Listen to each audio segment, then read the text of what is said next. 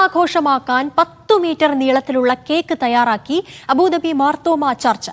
100-ലേറെ പേർ ഏതാണ്ട് ഒരു മാസം എടുത്താണ് കേക്കിനു വേണ്ട ചേരുവകൾ തയ്യാറാക്കിയത്.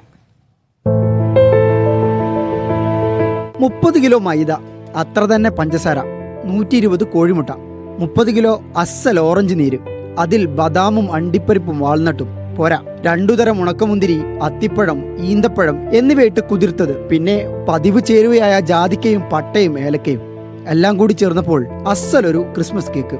ചുമ്മാ ഒരു കേക്കല്ല, 10 മീറ്റർ നീളവും 60 സെന്റിമീറ്റർ വീതിയും 120 കിലോ ഭാരവുമുള്ള ഒരു കിടിലൻ ഐറ്റം. 100-ലേറെ അംഗങ്ങൾ ഒരു മാസത്തോളം എടുത്ത് ഉള്ളിൽ മുഹബത്ത് കൂടി നിറച്ചു വെച്ചുണ്ടാക്കിയതാണ് അബുദാബി മാർത്തോമ ചർച്ചിലെ ഈ കേക്ക്.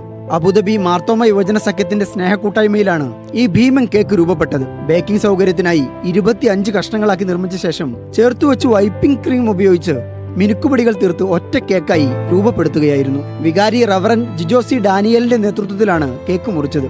പ്രാർത്ഥനയ്ക്കെത്തിയ എല്ലാവർക്കും വിതരണം നടത്തുകയും ചെയ്തു. ക്രിസ്മസ് കാരളിന്റെ അകമ്പടി കൂടിയായതോടെ ദേവാലയത്തിൽ ഉത്സവ പ്രതീതി.